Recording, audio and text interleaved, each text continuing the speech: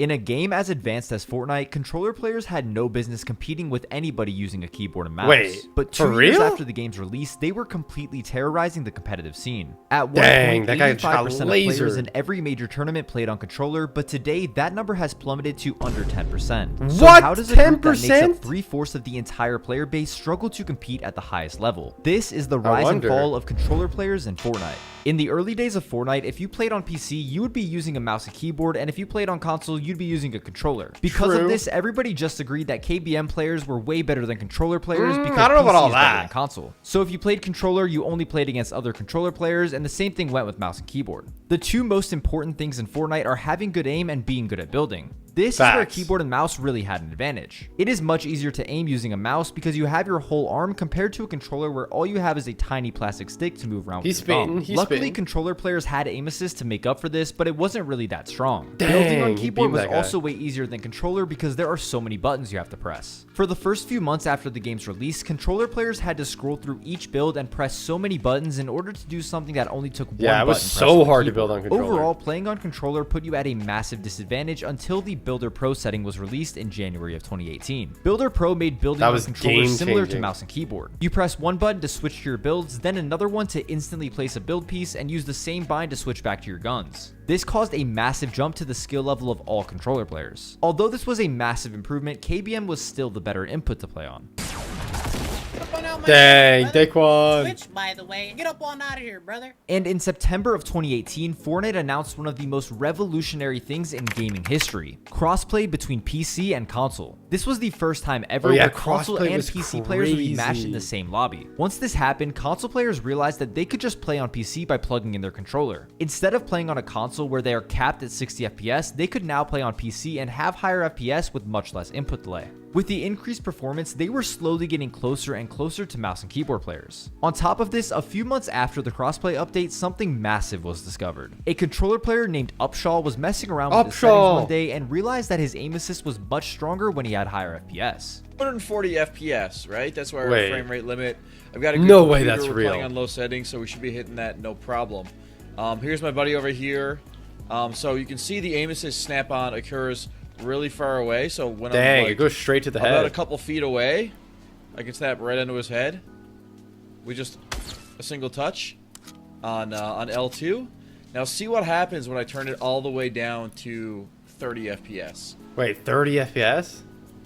So we're still the same distance away, but one tap does Wait. not drive me into his head at all. He turned his The game aim all assist the way down barely to works 30 on low frame FPS rate. and had little to no aim assist, but as he raised it higher and higher, it became stronger and stronger. This discovery would cause every controller player who took the game seriously to switch to PC immediately. Shortly after this discovery was the beginning of L2 spamming. Whenever you aim down sights, the Oh, aim yeah, assist would L2 basically spamming was lock onto the player crazy. you're looking at, and this meant that constantly aiming in and out meant you would have robot-like aim. One of the first players to master L2 spamming was Aydan. He first blew up by competing at Fortnite's summer skirmish that took place at PAX West in 2018. At the time, Nickmercs was considered to be one of the best controller players in the game, and Aydan planned on contesting him at this tournament. And he went on I to do remember just that. this. Game or two, it doesn't spell the end for anybody. Is this Nick versus Aydan? Shot to Nickmercs. He got full beam. Gets him too much inside here. He's got to go for it. And here we go, 93. He popped the mini.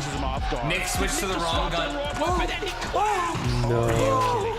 He absolutely dominated Nickmercs, making him the new best controller player. If you look at the leaderboard from this tournament, everybody but maybe 5 people played on a keyboard and mouse, but this was a turning point because controller players realized that they could compete. Starting in 2019, Fortnite began hosting tons of open tournaments, meaning anybody could play. This included the $30 million Fortnite World Cup. Although every mouse and keyboard player was complaining about how overpowered aim assist was, World Cup was controller so players much did not fun. perform well at all. In fact, out of the 100 players who qualified for World Cup solos, only 7 played controller, and only 2 of the 100 players in duos were controller players. That's Considering around crazy. 75% of all Fortnite players use a controller, you would think more of them would be able to qualify. While Wolfies did manage to place second in duos, the best placement in solos was 33rd by Lechi, so the leaderboards were dominated by keyboard and mouse. That's so what crazy happened that too. suddenly made I didn't controller know players that. so good? Well, at the beginning of Chapter 2, new sensitivity settings were released. This made Fortnite Dang, on 200. controller much more customizable, so everybody was able to build and aim better. One of the best players after this update was Unknown Army. Whoa. I'm such a controller player! Yo, I just triple headshot him. He's dead. Oh my god. Unknown completely mastered aiming on top of piece control, and it showed in his placements. He won FNCS in Chapter 2 Season 1 and also managed to win 6 solo cash cups along with a couple duo cash cups. There was a huge shift on every tournament leaderboard this season, as time and time again there were more controller players earning than mouse and keyboard. While players like Unknown were using the legacy aim assist settings, which made L2 spamming broken, other controller players started to switch to linear. The thing is, everybody thought legacy aim assist was the real issue. Wait, because through of how the core? overpowered Unknown made it seem. This single-handedly caused Epic Games to remove it, and everybody finally thought they nerfed controller into the ground, but little did they know it just got even better. Since everyone was so distracted by clips of players getting destroyed by L2 spamming, nobody realized that the new linear settings were even better. It was strong while aiming down sights, but the hipfire was basically aimbot. This meant that the new meta of fighting on controller was to jump in a box in 50-50. Most players wouldn't even carry a shotgun because carrying an AR and SMG was a better option. Either double scar or single scar. Or an SMG.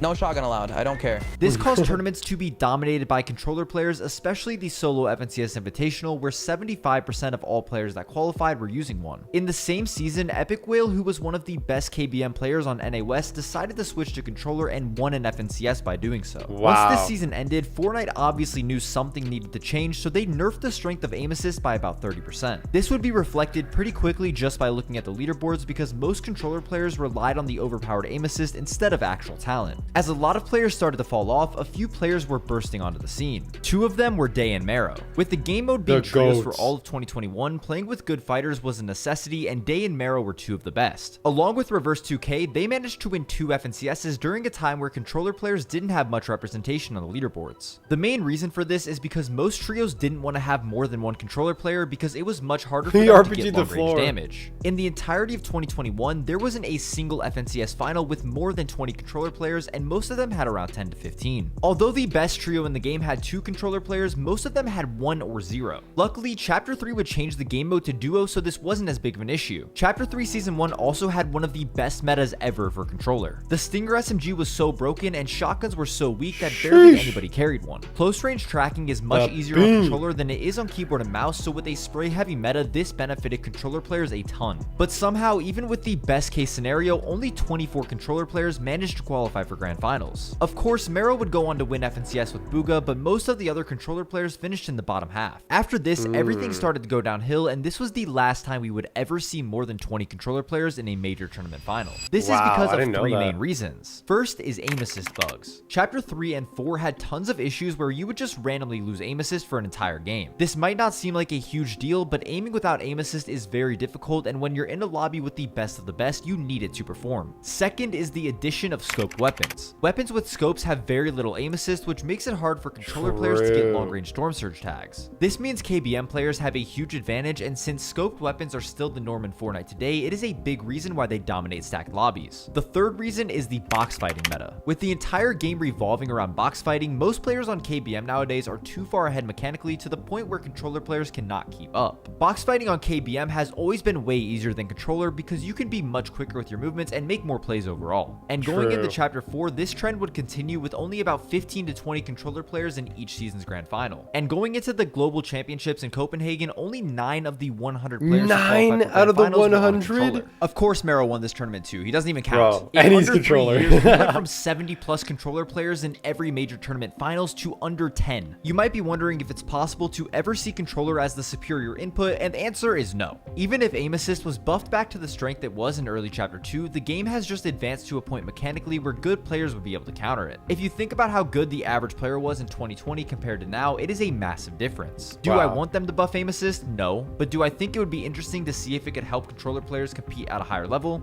Maybe. If you enjoy videos like this, please subscribe because I want to complete my childhood dream of getting a YouTube definitely plaque. subscribe to If you wanna Brodos. watch That is another video like this, insane, check out the guys. evolution of W the video.